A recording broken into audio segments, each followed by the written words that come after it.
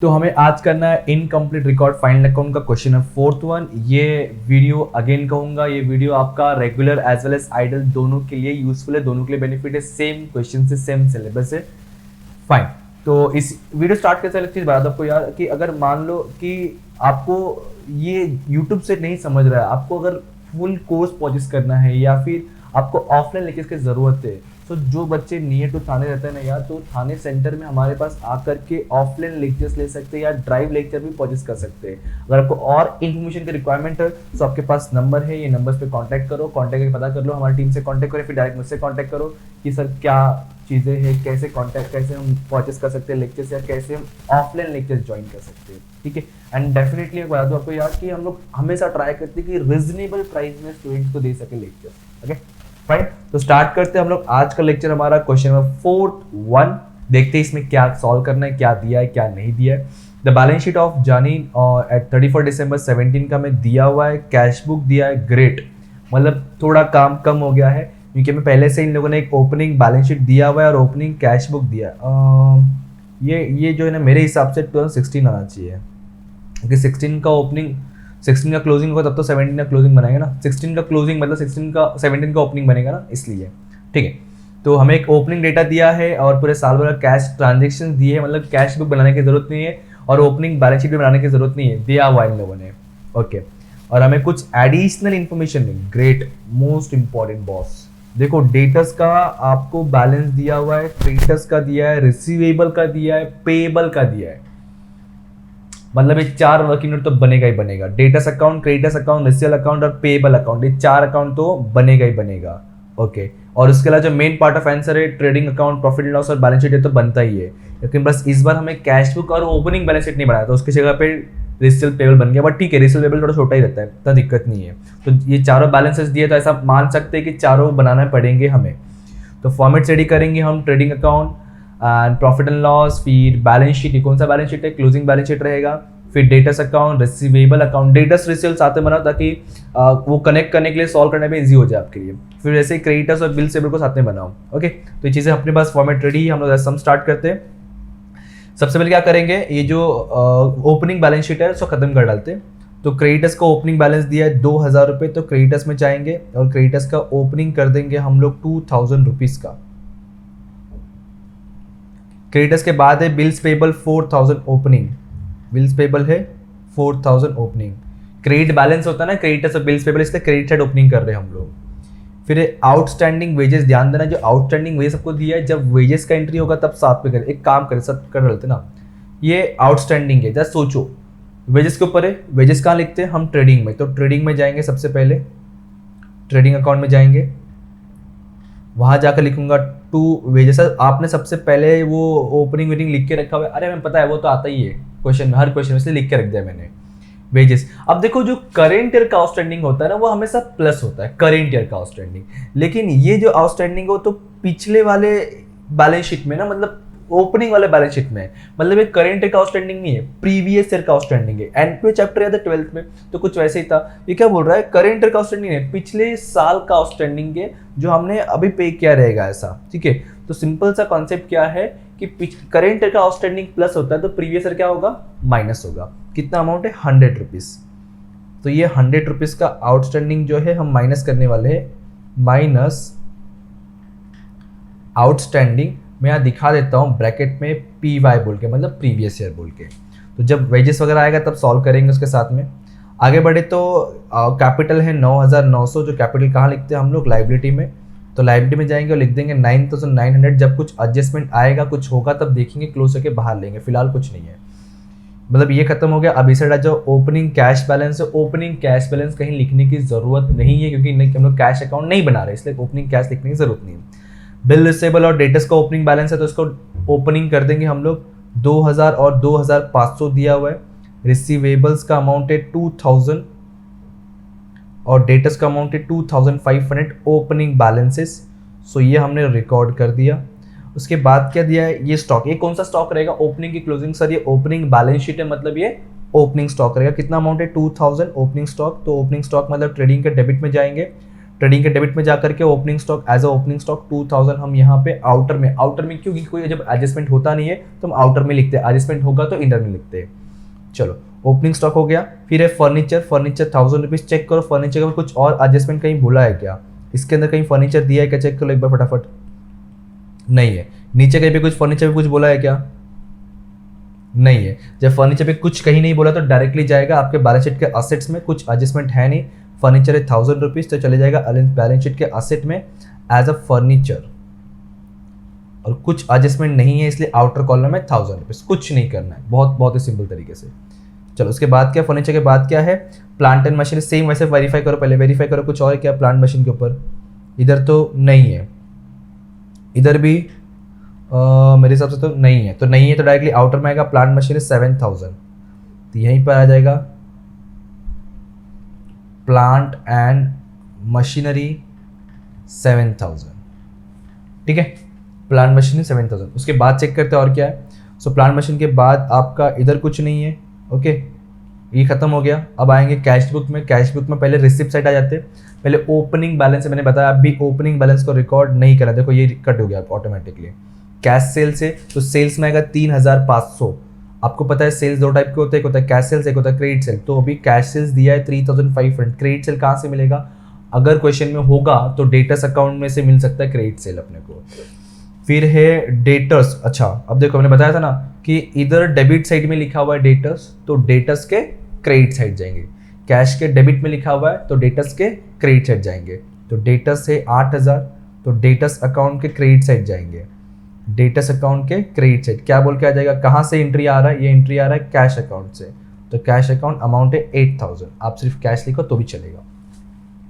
Okay चलो ये हो गया। उसके बाद क्या है, बिल्स रिसीवेबल। जैसे डेटर्स का क्या वैसे बिल्स रिसीवेबल, इसका मतलब क्या है ना, सिंपल सा बिल रिसीवेबल का पैसा मिल रहा है हमें, ठीक है, तो रिसीवेबल कम हो जाएगा ना, इसलिए रिसीवेबल का क्रेडिट साइड जाएगा। अब देखो ये याद कर, दो कॉन्सेप्ट मैंने बताया हुआ है पहले से कि अब डेटर्स के डेबिट डेटर्स यहाँ पे डेबिट में है तो डेटर्स के क्रेडिट में, वैसे रिसीवेबल यहाँ पे डेबिट में है तो वहाँ पे क्रेडिट में। अमाउंट है 7500, रिसीवेबल के क्रेडिट में 7500। कहाँ से एंट्री आ रहा है, कैश बोल के आ रहा है कैश बुक में से। इसका मतलब क्या है, हमें बिल रिसीवेबल का पैसा मिला मतलब रिसीवेबल कम हो गया इसलिए माइनस। ये दोनों कॉन्सेप्ट आप समझ सकते हो। ओके तो ये रिसिप्ट खत्म हो गया। अब हम चलेंगे पेमेंट साइड में। पेमेंट साइड में सबसे पहला है वेजेस। वेजेस से 2000 जो है ट्रेडिंग अकाउंट में, जो ट्रेडिंग अकाउंट में जाएंगे। देखो पहले से यहाँ 100 रुपीज़ माइनस करना है, तो माइनस करने के बाद बाहर कितना आ जाएगा 1900। ये माइनस के बाहर 1900 लिख के हम छोड़ देंगे। चलो उसके बाद सर आउटस्टैंडिंग का सेकंड इफेक्ट नहीं होगा ना यार, क्योंकि ये तो ओपनिंग का डेटा है, समझ रहे हो ना, ओपनिंग है तो ओपनिंग बैलेंस शीट में ऑलरेडी रिकॉर्डेड है, तो वापस सेकंड करने की जरूरत नहीं है। चलो ये हो गया। उसके बाद क्या है, ड्राइंग से, ड्राइंग्स कैपिटल में से माइनस 1200, तो कैपिटल के पास जाएंगे माइनस करेंगे 1200। कैपिटल के पास जाएंगे लिखेंगे माइनस ड्राइंग्स, क्या लिखेंगे माइनस ड्राइंग्स, और अमाउंट कितना है, अमाउंट है सर 1200। माइनस है कि बाहर लेना नहीं है अभी, जब कुछ और रहेगा कैलकुलेशन वो करेंगे बाद में बाहर लेंगे हम लोग, बस अभी लिख के छोड़ देंगे। ड्राइंग्स के बाद क्या है, पेमेंट टू क्रेडिटर्स। अगेन जैसे इसका सॉल्व किया ना वैसे करना है आपको इन दोनों का भी। अभी क्रेडिटर्स और पेबल, यहाँ पे क्रेडिट साइड है तो वहाँ पे डेबिट में आने वाला है, किधर आने वाला है डेबिट में। क्रेडिटर्स और पेबल में क्रेडिटर्स का 3500 है, तो क्रेडिटर्स एंड पेबल वहाँ पे डेबिट में, तो यहाँ सॉरी वहाँ पे क्रेडिट है तो यहाँ पे डेबिट में आएगा। टू कैश 3500 और पेबल का टू कैश मेरे ख्याल से 6000 था, आई थिंक सो। एक बार क्रॉस वेरीफाई प्लीज कर लेना आप लोग। ओके क्वेश्चन देख लो, ये रहा 3500 6000, ठीक है। अब सन्ड्री एक्सपेंसेस, रेंट, इन दोनों के ऊपर कहीं पे कोई एडजस्टमेंट नहीं है, पूरा क्वेश्चन रीड किया हुआ है तो कहीं पे कुछ नहीं है, मतलब सिंपल सा दोनों के दोनों प्रॉफिट एंड लॉस के डेबिट में जाएगा। 3000 और 2000 बोल के प्रॉफिट एंड लॉस के डेबिट में आ जाएगा आपका। यहाँ ले लेता हूँ 2, क्या कहता 2 आपका सन्ड्री एक्सपेंसेस और रेंट था ना, जो रेंट है वो है 2000 रुपये, कोई एडजस्टमेंट नहीं इसलिए आउटर में, और है सन्ड्री एक्सपेंसेस जिसका अमाउंट था 3000 रुपये। और क्या चेक करो, उसके बाद है अच्छा बैलेंस सीडी। ये किसका बैलेंस है, ये सर कैश अकाउंट का बैलेंस है, क्लोजिंग बैलेंस है। क्लोजिंग बैलेंस मतलब इतना हमारे पास अभी कैश पड़ा हुआ है 2800, और कैश कहाँ पे आता है, असेट्स में आता है। 2800 आपका कैश आ जाएगा असेट्स के अंदर। असेट्स मतलब ये रहा, अमाउंट कितना है 2800, क्या बोल के कैश बोल के, समझा। ओपनिंग का कैश नहीं था, क्लोजिंग का कैश था जो हमने रिकॉर्ड कर लिया, तो अपना ये कैश बुक भी खत्म। अब जो मोस्ट इंपॉर्टेंट थिंग है यहाँ पे है, देखो ये आपका डेटस का ओपनिंग क्लोजिंग है सर, ये क्लोजिंग है, क्लोजिंग डेटा है ना, तो क्लोजिंग दिया है 4000 डेटस का क्लोजिंग है 4000। चलो डेटस के पास पहले आ जाओ, क्लोजिंग क्रेडिटेड होता है ना, 4000 डेटस का क्लोजिंग दिया हुआ है। फिर वैसे ही क्रेडिटर्स का क्लोजिंग है 2200, पता है ना, अगर क्रेडिटेड ओपनिंग हुआ तो क्रेडिटर्स का तो क्लोजिंग डेबिट में होगा। फिर रिसीवेबल का है 4500 और इसका है 5000, ठीक है, रिसीवेबल का 4500 और पेएबल का 5000। अब जो क्लोजिंग हमने अभी रिकॉर्ड किया उसको क्लोजिंग बैलेंस शीट में भी तो रिकॉर्ड करना पड़ेगा ना, डेटर्स, क्रेडिटर, रिसील, पेएबल। तो इधर आएंगे, सबसे पहले आ जाएगा डेटर्स, जो एडजस्टमेंट्स अगर कुछ होंगे तो डेटर्स अकाउंट के अंदर हो जाएगा, तो इसलिए यहाँ पे कुछ एडजस्टमेंट नहीं करेंगे हम लोग। डेटर्स, उसके बाद आएगा बिल्स, रिसीवेबल, सेम ऐसे ही आपका लाइबिलिटी साइड भी आने वाला है। क्या आने वाला है? लाइबिलिटी साइड आने वाला है क्रेडिटर्स और क्या, बिल्स पेएबल। इनके अमाउंट चेक कर लिया जाए प्लीज जरा एक बार। तो अमाउंट देखो यहाँ पे, डेटर है 4000, 2200, ये है 2200 और डेटर से 4000। इनमें कोई एडजस्टमेंट यहाँ नहीं करना है, हमने अलग से अकाउंट बनाया हुआ है ना, तो वहीं पे करेंगे सारे।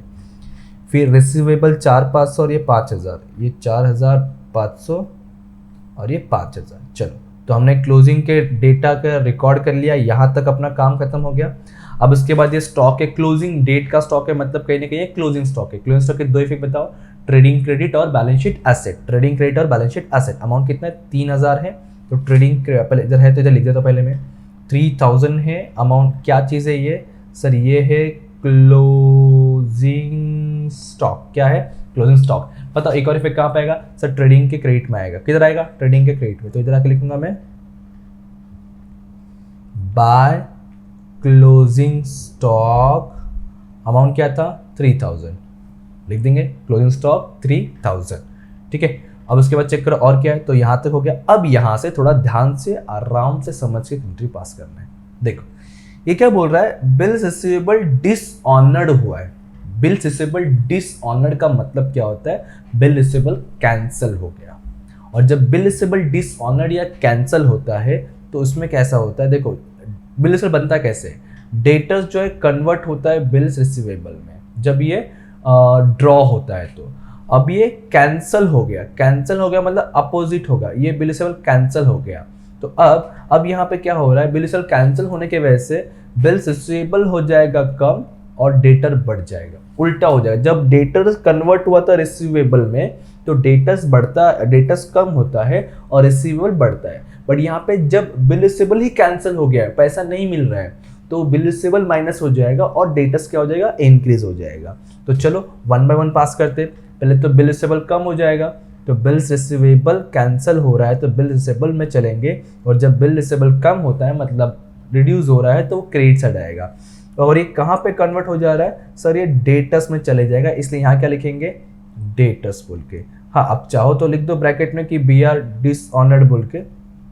आप लोग फुल फॉर्म लिखो, खाली समझाने के लिए लिख रहे हो बी आर डिसऑनर्ड बोल के। कितने का डिसऑनर्ड हुआ है? वो है 500 का, तो यहाँ पे आ जाएगा 500। अब जब एक इफेक्ट यहाँ पे आया तो सेकंड इफेक्ट किधर आएगा? इधर लिखा है डेटर्स और सेकंड इफेक्ट डेटर्स में जाएगा। यहाँ क्रेडिट में तो वहाँ पे डेबिट में आएगा 500 रुपये का। यहाँ पे जाएगा 500। क्या कहाँ से एंट्री आ रही है सर? ये आ रहा है बिल्स रिसीवेबल से। आप चाहो तो ब्रैकेट में डिसऑनर्ड वर्ड भी लिख सकते हो, आपको समझने और याद रखने के लिए, ठीक है। चलो, तो हमने ये एंट्री पास कर दी। ये एंट्री क्या पास किया? ये वाला पास किया। अब बिल्स पेबल सेम वैसे, जहाँ पे डेटा से वहाँ क्रेडिटर एज्यूम करो, जहाँ पर रिसीवेबल वहाँ बिल्स पेबल एज्यूम करो। तो अब यहाँ पे क्या होगा? अब चलो समझाता हूँ। यहाँ पर भी ये क्रेडिटर्स है और ये बिल्स पेबल है। ये कैंसिल हो गया तो आपका बिल्स पेबल हो जाएगा कम और डेटर हो जाएगा, क्रेडिटर हो जाएगा इंक्रीज। तो बिल्स पेबल में चलेंगे, अभी कितना है? 200 रुपये। बिल्स पेबल में चलेंगे। बिल्स पेबल कम हुआ है मतलब डेबिट साइड आएगी, क्रेडिट लाइबिलिटी होता है ना, क्रेडिट बैलेंस होता है, कम हुआ है ना, तो डेबिट साइड आएगी। कहाँ में कन्वर्ट हो जाएगा? ये कन्वर्ट हो जाने वाला है क्रेडिटर्स में। और कितने का कन्वर्ट होने वाला है? क्रेडिटर्स का अमाउंट चेक करो, पेबल डिसऑनर्ड, वो है 200 का, तो ये 200 रुपये का। सेकंड इफेक्ट किधर आएगा? मैंने बताया ना कि इधर क्रेडिटर्स लिखा है तो सेकंड इफेक्ट क्रेडिटर्स में जाएगा, और इधर डेबिट में है तो उधर क्रेडिट में जाएगा। तो यहाँ पे आ जाएगा 200 रुपीज़। और क्या लिखेंगे? Bye bills payable. ब्रैकेट में चाहो तो डिसऑनर्ड वर्ड आप ऐड कर सकते हो आपको समझने और याद रखने के लिए। चलो तो ये होने के बाद आगे बढ़ते। अब क्या बोल रहा है, अब बोल रहा है डिस्काउंट अलाउड है। अलाउड, अलाउड मतलब हमने डिस्काउंट दिया है। हम किसको डिस्काउंट देंगे, डेटर्स को या क्रेडिटर्स को? सर डेटर्स होंगे, डेटर्स से पैसा मिलता है, हम डेटर्स को सेल किए होते हैं, इसलिए डिस्काउंट जो अलाउड होता है वो डेटर्स को दिया जाता है। तो डेटर्स के पास चलेंगे, डेटर्स को डिस्काउंट दिया है मतलब डेटर्स अपना कम हो जाएगा, तो इधर आएगा बाय डिस्काउंट। चेक करो डिस्काउंट का अमाउंट कितना है, तो डिस्काउंट का अमाउंट है सर 250 रुपीज ओनली, तो यहाँ पे आ जाएगा 250। अब डिस्काउंट हमने दिया तो हमें तो हो गया लॉस। क्या हो गया, लॉस हो गया सर, लॉस। और लॉस मतलब एक्सपेंसेस हो गया, एक तरह का लॉस हो गया। वो कहाँ रिकॉर्ड होता है, वो होता है प्रॉफिट एंड लॉस के डेबिट में। तो प्रॉफिट एंड लॉस के डेबिट में चले जाएंगे और लिखेंगे टू डिस्काउंट, जो अमाउंट है 250 ओनली। चलो तो डिस्काउंट भी रिकॉर्ड कर दिया। डिस्काउंट के बाद क्या है, बिल्स रिसीवेबल इंटरेस्ट। समझो, देखो क्या समझा तुमको मैं, मान लो कि ये अपना एक बिल्स रिसीवेबल है, ठीक है, नहीं ये नहीं, कोई पेपर समझ लो यार, तुम लोग जाने दो, ऐसे समझ लो कोई बिल्स रिसीवेबल अपने पास पड़ा हुआ है। बिल्स का मतलब क्या है कि किसी से पैसा मिलने वाला है, ओके। एंड कोई क्रेडिटर है जिसको मैं उसको पैसा पे करना बाकी है, इधर से पैसा आना बाकी है, इधर से पैसा देना बाकी है। तो जिसको पे करना बाकी है ना, उसको मैंने क्या बोला, देख बाबा ये पेपर मेरे पास पड़ा हुआ है, ये मुझे पैसा मिलने वाला है कुछ टाइम बाद, एक काम करिए पेपर तू रख ले, ये पेपर तू रख ले, जब इसका डेट होगा तू जाके ले लेना। तो अब जो मैं उसको पेमेंट करने वाला था उसके जब मैंने इसको क्या किया, बिल्स रिसीवेबल थमा दिया। तो यहाँ पे मैं क्या कर रहा हूँ, रिसीवेबल किसको दे रहा हूँ, क्रेडिटर को। किसको दे रहा हूँ, क्रेडिटर को। तो मेरा क्रेडिटर भी कम हो रहा है और जो मेरे पास बिल रिसीवेबल पड़ा था वो भी कम हो रहा है। क्रेडिटर्स कम क्यों हो रहा है, क्योंकि पेमेंट अभी कम हो गया ना, उसको दे दिया, मतलब ऐसा मान के चल रहा है कि पेमेंट कर दिया मैंने, तो क्रेडिटर्स कम हो गया। तो सबसे पहले क्रेडिटर्स के पास चलेंगे। क्रेडिटर्स, मैंने क्रेडिटर्स को पेमेंट किया है थ्रू द बिल्स रिसीवेबल, जहां कैश देना था मैंने बिल्स रिसीवेबल दे दिया है। तो जब क्रेडिटर्स कम हो गया तो क्रेडिटर्स के डेबिट में आएंगे, लिखेंगे टू बिल्स रिसीवेबल। आप लोग चाहो तो ब्रैकेट में लिख देना इंडोज बोल के, ठीक है। और अमाउंट कितना है, इंडोज कितना, 1500। अब मैंने यहाँ क्या लिखा हुआ है, यहाँ लिखा है मैंने बिल्स रिसीवेबल ना, तो सेकेंड इफेक्ट किधर आएगा, बिल्स रिसीवेबल में जाएगा। यहाँ पे डेबिट है तो वहाँ पे किधर आएगा, क्रेडिट में आएगा। तो बिल रिसीवेबल के क्रेडिट में आ जाएगा बाय क्रेडिटर बोल के। अमाउंट कितना था, अमाउंट है 1500 ओनली। समझा ये चीज़ क्या हुआ, समझा ये चीज़ क्या, बहुत इंपॉर्टेंट है, बहुत इंपॉर्टेंट है। फिर जो मैंने इंडोज किया था ना यार, वो कैंसिल ही हो गया, वो तो कैंसिल ही हो गया। मतलब मेन डेट पे क्रेडिटर्स गया था पैसा लेने के लिए रिसीवेबल का, बट मिला ही नहीं। तो अब क्या होगा, देखो अब मैं क्या करूंगा वो सोचना है मुझे, वो क्या करेगा वो नहीं सोचना है, मैं क्या करूंगा। तो वो किसके पास जाएगा, मेरे पास आएगा, बोलेगा देख बाबा तूने जो बिल्स दिया था उसका पैसा मिला ही नहीं मुझे। तो अब मैं क्या करूंगा, क्रेडिटर्स से लूंगा, समझो क्रेडिटर से लूंगा और डेटर को दे दूंगा, बोलूंगा देख बाबा तेरा बिल्स कैंसिल हो गया। क्रेडिटर से लिया, डेटर्स को दिया, समझो क्रेडिटर से लिया, डेटर्स को दिया। तो मुझे बताओ क्रेडिटर्स बढ़ा या कम हुआ, सर आपने क्रेडिटर से ले लिया ना, तो अब क्रेडिटर्स को पेमेंट करना बाकी है, तो क्रेडिटर्स बढ़ गया, और डेटर्स को दे दिया तो डेटर्स भी बढ़ गया आपका। तो यहाँ पे क्रेडिटर्स पहले इंक्रीज होगा, तो जब क्रेडिटर्स इंक्रीज होगा तो क्रेडिटर्स के क्रेडिट में जाएंगे। देखो इस चीज़ को ना हमने ऑफलाइन बैच में एग्जाम्पल्स के थ्रू समझे थे काफ़ी सारे, जो मेरे ऑफलाइन बैच के बच्चे होंगे उनको बहुत ही क्लियरली समझा, उसको काफ़ी एग्जाम्पल्स लेके समझे थे हमने। तो यहाँ पे आ जाएंगे और ये कैंसिल हुआ है, जो बिल में किसको देने वाला हूँ, क्रेडिटर्स उठा के डेटर्स को देने वाला हूँ। तो अभी क्रेडिटर्स अकाउंट में है तो डेटर्स का नाम लिखूंगा मैं, यहाँ लिख दो बिल रिसीवेबल इंडोर्स डिसऑनर्ड। मैं शॉर्टकट लिखा, अपना फुल फॉर्म लिखना प्रॉपरली। क्या अमाउंट है, क्या अमाउंट है चेक करो, अमाउंट है सर 200 रुपये, 200 रुपये, ओके। और डेटा से भी चले जाएंगे, डेटस इधर आ जाएगा 200 रुपये। टू किसके पास से आ रहा है, ये आ रहा है क्रेडिटर्स के पास है। तो एक्चुअली ये ना दो एंट्री है, मैंने दोनों कंबाइन करके बता दिया आपको। क्रेडिटर्स अकाउंट, इसको अलग अलग भी किया जा सकता है, बिल रिसीवेबल इंडोस डिसऑनर्ड, बट समझ गया तो कोई दिक्कत नहीं है, अलग अलग बनने की जरूरत नहीं है, मार्क्स सेम मिलने वाला, कुछ अलग नहीं मिलने वाला, ओके। चलो तो हमने ये भी कर लिया। उसके बाद क्या है, अब लास्ट में है डिस्काउंट रिसीव। और डिस्काउंट मिला है, तो बताओ डेटर से मिला होगा या क्रेडिटर से मिला होगा? सर डिस्काउंट मिला है मतलब हमने खरीदा है तब तो बेचा है, तब तो डिस्काउंट मिला है, और खरीदा मतलब क्रेडिटर्स हो गया, तो डिस्काउंट रिसीव्ड है जो क्रेडिटर से लिंक होता है। तो जब डिस्काउंट रिसीव हुआ है तो क्रेडिटर्स हो जाएगा कम, मतलब कम पे करना है 650 रुपये, तो क्रेडिटर्स के पास जाएंगे, कम हो गया मतलब डेबिट में आ जाएंगे और लिखूंगा टू डिस्काउंट अमाउंट, कितना कितना डिस्काउंट मिला 650 ओनली, चेक करो, यस लिख दिया हमने 650, और हमें मिला है ना फायदा हुआ है, फायदा फायदा प्रॉफिट और प्रॉफिट, प्रॉफिट कहाँ पे आता है, इनकम कहाँ आता है sir, profit and loss credits में आता है। तो प्रॉफिट एंड लॉस क्रेडिट में चलेंगे और यहाँ के लिख देंगे बाय डिस्काउंट बोल के, कितने का डिस्काउंट मिल गया आपको सर 650 का, तो अमाउंट आ जाएगा आपका यहाँ पे 650 रुपीज़, कितना आ जाएगा 650 रुपीज़, डन। उसके बाद आगे बढ़े, चलो मतलब खत्म हो गया, फाइनली सब खत्म हुआ। अब क्लोजिंग करना, सबसे पहले आप क्या करोगे, आप चलेंगे वर्किंग नोट्स में, सबसे पहले आप क्लोज करो, चलो payable, bills payable, bills payable पे फोकस रखो, बिल्स पेएबल का अमाउंट देखो ज़्यादा डेबिट साइड है, तो डेबिट का पूरा प्लस करो, 6 + 5 11 11,200, यही 11,200 आप क्रेडिट में दिखोगे। अब उसमें से आप क्या करोगे, 11,200 में से आप 4,000 माइनस करो तो कितना बच जाएगा आपका, बचेगा 7,200, कितना बच रहा है 7,200। अब ये कहाँ ट्रांसफर करेंगे, बिल्स पेएबल जो है लिंक होता है क्रेडिटर से, किससे लिंक होता है क्रेडिटर से। सो ये जो बैलेंस आया है ये हम ट्रांसफर करने वाले हैं क्रेडिटर्स अकाउंट में, इसको बोलते हैं बिल्स पेएबल एक्सेप्टेंस, ठीक है, ये हम लोग क्रेडिटर्स में ट्रांसफर कर दिए। अब क्रेडिटर्स में आएंगे, अब जब यहाँ पे क्रेडिट में लिखा है तो वहाँ डेबिट में जगह तो है ही नहीं, तो एक लाइन अपने को इंक्रीज करना पड़ेगा, चलो कर लेते, we are a commerce student ना, जुगाड़ू है कि नहीं। चलो ये हो गया, तो यहाँ पे डेबिट में आ जाएगा, कहाँ से अमाउंट आ रहा है सर, ये अमाउंट आ रहा है बिल्स पेएबल में से, सो यहाँ इसलिए लिखेंगे बिल्स पेएबल, कितना अमाउंट आ रहा है, अमाउंट है 7,200, तो यहाँ लिख दिया 7,200। अब हम क्रेडिटर्स को क्लोज करेंगे, देखो क्रेडिटर्स का ज़्यादा अमाउंट कितना लग रहा है तुमको, मेरे हिसाब से तो डेबिट में चेक करते 3,500 + 1,500 + 650 + 2,200 + 7,200, मुझे क्रेडिट का जो मिल रहा है वो मिल रहा है मुझे 15,000 समथिंग कुछ मिल रहा है, 15,050 रुपीज़, देख हाँ सिंपल सा डेबिट में जाता है, तो 15,050 रुपीज़ आया, जिसको हम दोनों साइड लिखेंगे 15,015 15,050, इसमें से आप ये तीनों माइनस कर दो, मतलब 2,400 माइनस करेंगे तो कितना बच गया सर, ये बच गया है अपना 12,650, और इधर जो बैलेंस है इसको क्या बोलेंगे क्रेडिट परचेस। सर ऐसा कैसे क्रेडिट परचेस बोलेंगे, देखो यार आपको क्रेडिटर्स का कहीं ना कहीं ओपनिंग दिया हुआ है, क्लोजिंग दिया हुआ है, कैश दिया, या तो मैंने बताया था कि 4 चीज़ें मोस्टली होती है, ओपनिंग, क्लोजिंग, कैश और क्रेडिट परचेस क्रेडिटर्स में, ओके तो 3 चीज़ दिया है, एक नहीं है, तो वो क्या रहेगा क्रेडिट परचेस। तो यहाँ पे आ जाएगा बाय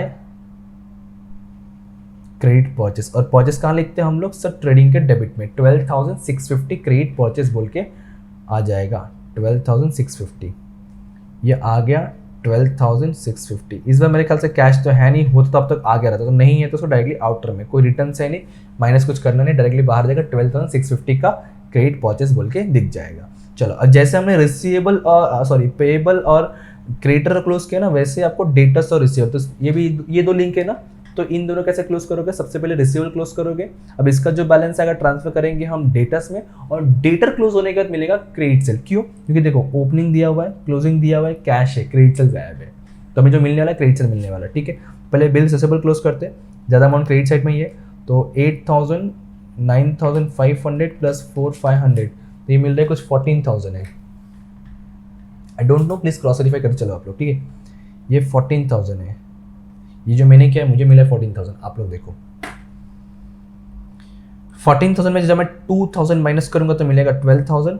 मैंने अभी बताया कि रिसीवेबल लिंक होता है डेटर से, सो यहाँ हम लिखने वाले हैं टू डेटर्स अकाउंट, एंड यहाँ पे डेबिट में मतलब वहाँ क्रेडिट में जाएगा, और यहाँ के लिखेंगे हम 12,000 बोल के, ये अमाउंट कहाँ से आ रहा है, ये अमाउंट आ रहा है बिल्स रिसीवेबल में से, सो यहाँ लिखेंगे हम बिल्स रिसीवेबल। अब डेटर से क्लोज करेंगे, डेफिनेटली आपका जो क्रेडिट सेल से या डेबिट में आता है तो क्रेडिट का अमाउंट ज़्यादा रहेगा, डेबिट में निकालना है इसलिए क्रेडिट का अमाउंट ज़्यादा रहेगा, तो चलो मैं लिख लेता हूँ पहले क्रेडिट सेल बोल के। अब पूरा क्रेडिट का प्लस करेंगे क्रेडिट से लिखने के बाद, तो 12, 8, 20, 24, 250, 24, 250 आ रहा है मुझे, ये देखो ठीक है, आ जाएगा 24, 250, 24, 250। अब 24, 250 में से हम माइनस करेंगे 3200 तो मिल रहा है 21,050, ये देखो 21,050 रुपीज़। ये क्या मिल गया अपने को, क्रेडिट सेल मिल गया। और क्रेडिट सेल कहाँ पर आ जाएगा, सेल्स में 21,050 रुपीज़।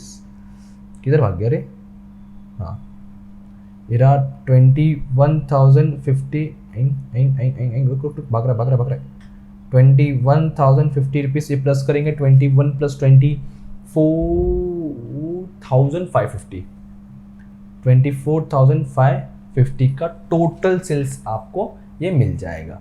चलो तो हमने चारों वर्किंग नोटों क्लोज कर दिया है, और अब हम करेंगे नॉर्मल क्लोजिंग, मतलब पहले ट्रेडिंग क्लोज करके लेंगे, जीपी ही आएगा, ग्रॉस प्रॉफिट ही आने वाला है, क्रेडिट में ज़्यादा है। तो 24,550 प्लस 3,000 इज इक्वल टू 27,550, जिसको हम दोनों साइड लिखने वाले, देखो इधर लिखेंगे सेम वैसे ही उधर भी लिखेंगे 27,550, इसमें से डेबिट का सब माइनस करेंगे 14,650 माइनस 1,900, तो मिल रहा है 11,000 का ग्रॉस प्रॉफिट, 11,000 का ग्रॉस प्रॉफिट। तो यहाँ लिख दूंगा मैं 2 ग्रॉस प्रॉफिट, ये डेबिट का ट्रांसफर हो जाएगा प्रॉफिट एंड लॉस क्रेडिट में 11,000 बोल के, यहाँ आ जाएगा बाय ग्रॉस प्रॉफिट। डन। अब जैसे ट्रेडिंग क्लोज के वैसे प्रॉफिट लॉस क्लोज करो, चेक करो नेट प्रॉफिट की नेट लॉस, नेट प्रॉफिट है डेफिनेटली, ये आएगा 11,650, सेम 11,650 यहाँ पर आएगा। अब 11,650 में से आप क्या करोगे, ये 325 5,250 माइनस करोगे तो नेट प्रॉफिट मिल रहा रहेगा, चेक करो 6,400, 6,400। ये देखो ऐसे तुक्का नहीं मार रहा हूँ मैंने किया है, तुम लोग तुक्का मारते हो, तुम लोग कॉपी करते हो। 6,400 ओके, करने गए प्रैक्टिस करो, बहुत इंपॉर्टेंट है। ये आ जाएगा अपने लिए नेट प्रॉफिट। अच्छा नेट प्रॉफिट ऐड करते कि लेस करते कैपिटल में, सर नेट प्रॉफिट है मतलब ऐड करेंगे, लॉस होता तो माइनस करते, तो 6,400 यहाँ पे प्लस करने वाले हम 6,400। इसको सॉल्व करके बताओ फटाफट, चलो उसको सॉल्व करो, बताओ कितना आएगा, क्या सॉल्व करना है आपको। 9,900 माइनस 1,200 प्लस 6,400, चेक करो कितना आ रहा है, 15,100 आना चाहिए, 15,100। अब आपको टैली करना, चेक करो टैली हो रहा है कि नहीं हो रहा है, हो गया तो बल्ले बल्ले, नहीं तो कहीं तो रॉन्ग हुआ है। प्लस 7,200 प्लस करने पे जो लाइबिलिटी का टोटल मुझे मिल रहा है वो है 22,300। एसेट का चेक करते सेम रहा तो मज़ा है।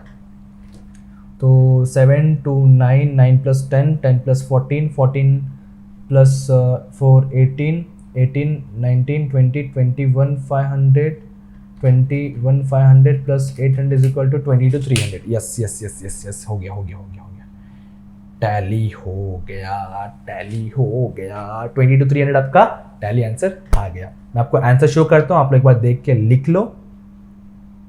एंड रिक्वेस्ट है यार अच्छे से करके चलो, अपने को ऑफलाइन ही पेपर है, सारे सम्स अच्छे से आने चाहिए।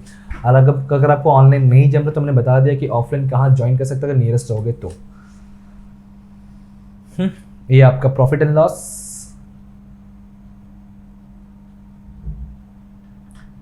देन उसके बाद वीडियो पॉज करके लिखते चलो, अच्छा रहेगा आपके लिए। और स्क्रीनशॉट मत लो, कुछ फायदा नहीं, फिर स्क्रीनशॉट आपका स्क्रीनशॉट ही रह जाता है।